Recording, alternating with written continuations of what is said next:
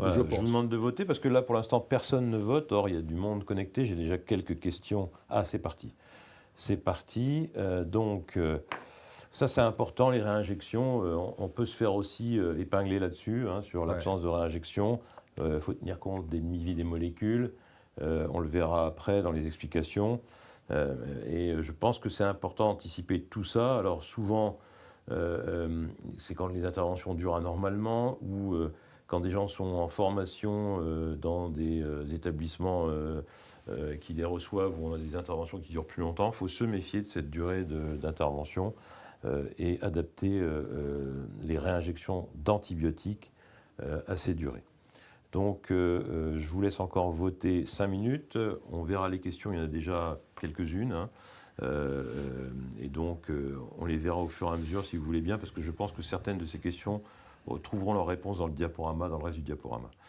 Voilà, là j'ai, toutes les 2 heures pour la céfazoline, j'ai 12% de réponses positives. Toutes les 4 heures pour la céfazoline, j'ai 88% de réponses positives. Toutes les 2 heures pour la céfuroxime, j'ai 44% de réponses positives. Toutes les 8 heures pour la vanco, 13%. Et toutes les 4 heures pour la clindamycine, 33%. Bon, eh ben, il y a du boulot. Hein. Voilà. Donc voilà les réponses correctes.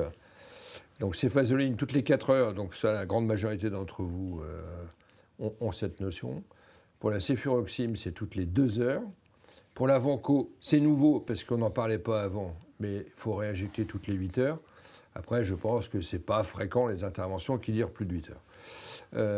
Sauf peut-être pour la chirurgie cardio-thoracique. Et toutes les 4 heures pour la clindamycine. Donc, ces recommandations, elles sont liées uniquement aux questions des demi-vies hein, de ces molécules. Et donc, on demande de réinjecter toutes les 2 demi-vies la moitié de la dose initiale. Ce qui nous fait donc, pour céfoxytine, donc toutes les 2 heures, 1 gramme, céfuroxime, 750 mg toutes les 2 heures, augmentin, 1 gramme toutes les 2 heures, céfazoline, 1 gramme toutes les 4 heures, clinda, 450 mg, puisque la dose de charge elle est de 900 mg, et la vanco, demi-dose, donc 10 mg kilo. On ne réinjecte pas les molécules préconisées de temps en temps, que sont gentaflagile et téico, qui ont des demi-vies très longues, et donc pour ces molécules, il n'y a pas de réinjection. Donc, vous voyez que cette réadministration, c'est un grade 1 à corps fort, c'est-à-dire que normalement, ça ne peut pas être modifié, ça ne doit pas être modifié. Voilà, il faut réadministrer des antibiotiques quand l'acte chirurgical ou la procédure dure plus longtemps que la moitié de la demi-vie de l'antibiotique. Alors, Voilà. est-ce qu'on peut trouver un moyen mnémotechnique peut-être? Il faudrait que vous trouviez ça chacun de votre côté pour qu'on arrive à ne pas oublier à la fois la demi-vie de la molécule et puis alors l'afficher bien sûr dans vos blocs opératoires respectifs mais c'est important de respecter ça. Si on trouve un moyen mnémotechnique, on vous le fera parvenir. Après, la grande majorité des antibioprophylaxies reposent sur céfazoline ou clinda, qui est l'alternative chez le patient allergique ou supposé allergique. Donc là, c'est toutes les 4 heures. Pour les autres, c'est 2 heures, à l'exception de la vanco. La vanco, vous savez tous depuis longtemps qu'on ne réinjecte pas la vanco toutes les 2 heures. Hein, donc, c'est pas très compliqué. Je pense que, comme l'a dit Hervé, hein, il faut le programmer. C'est-à-dire que, peut-être pas la céfazoline, parce que 4 heures, ça laisse du temps, mais céfoxytine, chirurgie digestive, ça peut dépasser 2 heures assez facilement.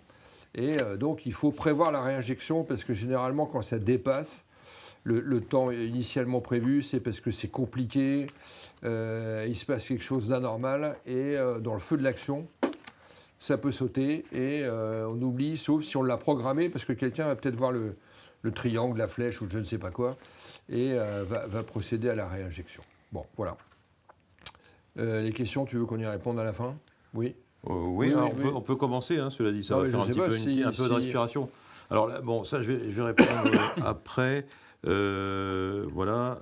Bon, il y a beaucoup de questions sur la soft-cote et la façon dont les questions ont été posées concernant les gantoplasties. Ça, je pense qu'on le verra à la fin, puisqu'on a des réponses, bien sûr, à vous donner.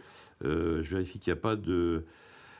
Quelqu'un qui me semble que la dose de 3 grammes est marquée pour l'avancomycine dans le texte. C'est le docteur Kurdi. On vérifiera et puis on vous le signifiera ultérieurement. Après, il dit c'est 4 mg max pour l'avancomycine. Il y a un vrai problème sur la dose maximale. Il faut qu'on lise ça. Sincèrement, j'ai à peu près tout lu, mais quelquefois il y a des petites étoiles en bas de page que j'ai pas lues. Mais 3 grammes de Vanco sur 1 heure, ça me paraît difficilement concevable. Quand même. Ouais, c'est ça. Si on veut éviter Radman syndrome, voilà. Alors, question suivante. Combien de temps faut-il administrer l'antibioprophylaxie ? C'est-à-dire qu'au-delà du bloc opératoire, est-ce qu'on peut éventuellement prolonger ? Et donc, voilà les questions posées uniquement pendant l'acte chirurgical, pendant les 24 heures au-delà de l'acte, jusqu'à la sortie du patient, pendant 48 heures au-delà de l'acte, ou bien jusqu'à ablation des lames ou des redons. Allez-y, donc votez, voilà. Là. Le quiz est lancé normalement. Vous devriez pouvoir commencer votre vote. C'est parti.